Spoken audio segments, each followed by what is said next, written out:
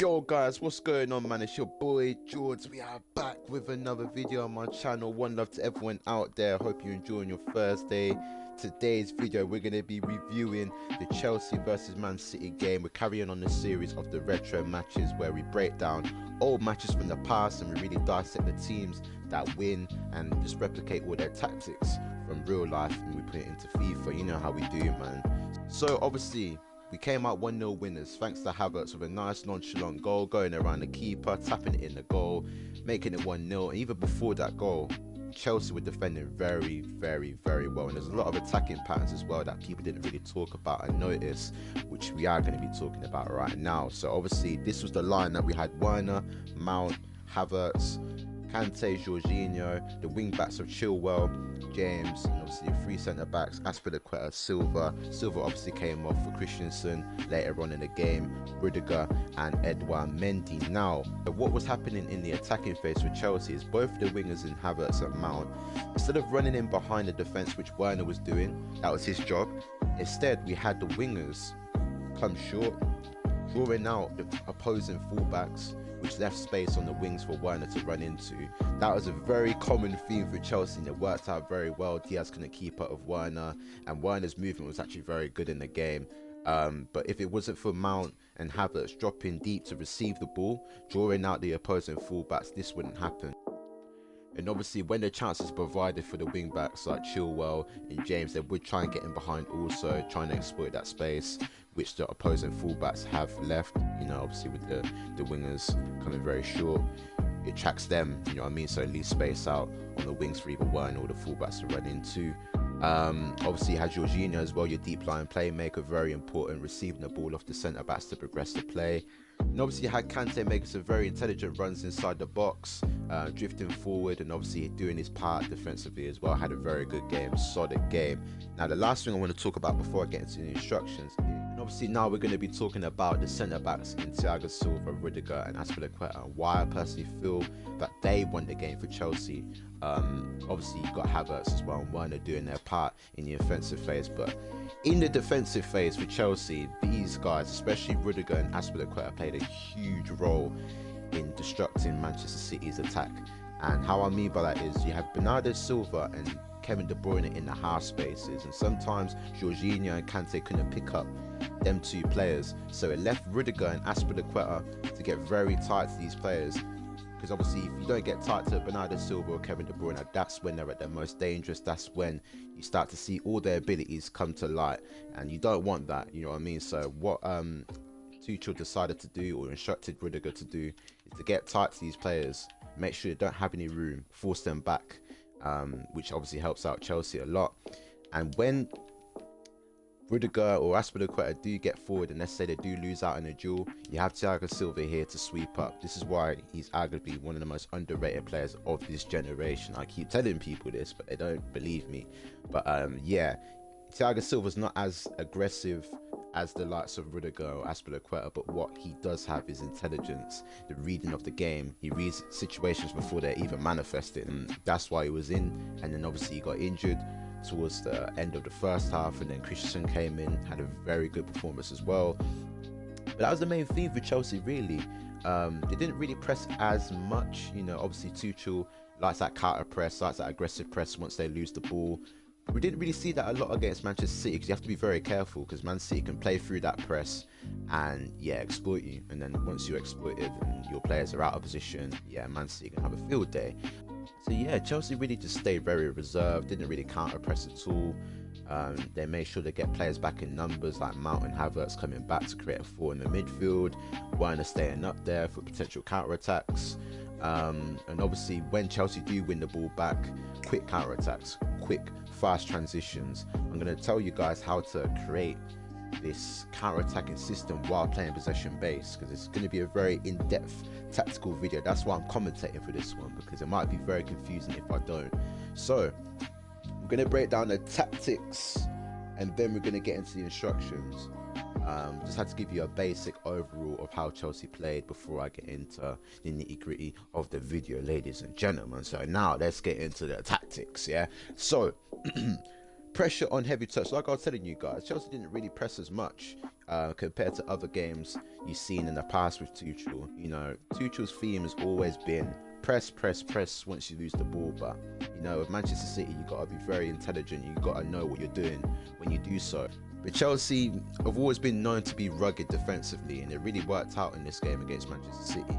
And obviously, if you've seen the output from Man City offensively in terms of their chance creation, wasn't a lot, thanks to Chelsea and Tuchel, you know what I mean? So I've gone with pressure on heavy touch. Occasionally they will press, but overall they get players back in numbers, and they're just ready to get you on a counter attack, I guess. So pressure on heavy touch, 25, very narrow Chelsea. They've got the wingers back, and obviously with the wingers as well, they're coming in very narrow, cutting off central passing lanes, which is forcing Man City to go out wide, which is a good thing, because out in the wide areas it's not as dangerous as in the central areas. So 25, the depth is on 50. You don't want it on 40, you don't want it on 30. Chelsea weren't playing that deep, they weren't part of the bus, more of a mid block. So 50. Obviously, if you're trying to go for part of the bus, which I wouldn't do in this video because I don't replicate Chelsea and how they played, it's definitely on the 30s, maybe on the 40s as well. But we're going to go 50 today. Obviously, the Tuchel way, trying to play out from the back. They tried to do that against Man City. Man City's press did work at times. And obviously, we did exploit Manchester City's press for the goal that Havertz did score. We did overload them on the left-hand side. And yeah, if you watch the goal, you watch the goal. I don't even have to say no more. Now, this is the most important tactic in this video: forward runs, right? And you're going to ask why. Because the wingers, right, what they're going to do is they're going to come short, like I've been telling you at the start of the video. They're going to come short, drawing out the opposing fullbacks, which leaves space for one or a fullback to run into. But you don't want him doing that all the time, because if you've seen Havertz's goal, he was actually making a run in behind. He cut inside to get in behind Zinchenko to score the goal. So to create that balance, you want forward runs. So occasionally he will get in behind, but most of the time he will come short. So it's kind of like a variation in his movement, which you want. You don't want him just getting short all the time, neither do you want him to get in behind. So forward runs for me works really well for the wingers.